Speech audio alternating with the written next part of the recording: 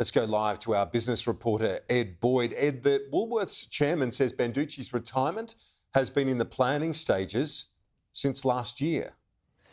Yes, this was a shock announcement this morning, Kieran, from the Woolworths Group. The chief executive, Brad Banducci, announcing his retirement, stepping down on the end of August this year. The new chief executive, Amanda Bardwell, will take over on the 1st of September. But this morning, they've just hosted a conference call, and the chairman of Woolworths was on that call saying this retirement began being planned midway through last year. They put the feelers out and started a global executive search looking for someone to replace Brad Banducci. But the announcement has really come as a shock to the market. It's come as a shock to investors. Woolworths shares are actually down roughly 6% after 1 hour of trading on the ASX. But we mentioned that disastrous interview. Woolworths has been under tremendous pressure over the past few months. There's obviously a cost of living crisis. People are unhappy with the prices they're paying for everything in the economy. And this interview Brad Banducci did on Monday was broadcast by the ABC. Just watch this short snippet, this exchange of him with the reporter. 18 months ago. He's not... Okay, can we take that out? Is that okay? I mean, he is retired, but I shouldn't have said that, Angus. Are we going to leave it in there if we are? Well, I mean, we're on the record. You said it. I mean, you know, let's move on. But yeah. Yeah, no, I think I'm done, guys. You know, I do this with good intent. You know, I don't do this with bad intent.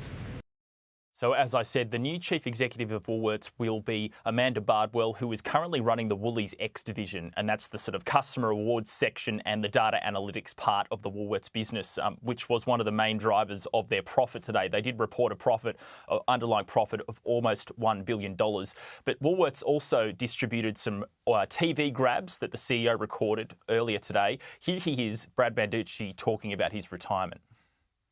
I announced my intention to retire today in August of this financial year.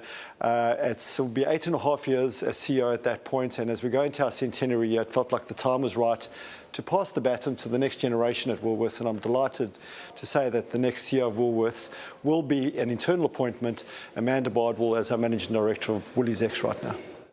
And Ed, some breaking news on the Qantas front. They've announced a new chair who will replace Richard Goyder.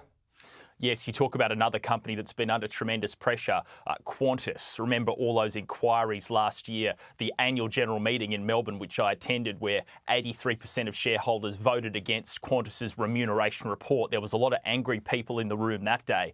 Qantas, chaired by Richard Goyder, he basically said at that annual general meeting last year they were going to start a process to find a new leader of the company, and today they've announced Mr Mullen, who will take over later this year. So this is John on the screen here. He's currently the chairman of Treasury Wine Estates and of Brambles, and he was the chairman of Telstra from 2016 to 2023.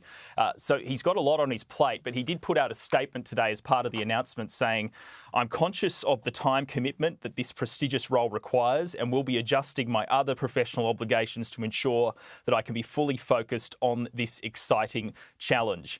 So this executive transformation is going to take place in October this year, Kieran. So it's going to be a while, but that's when the annual general meeting is, and that's when they're going to hand over from Richard Goyder over to Mr Mullen.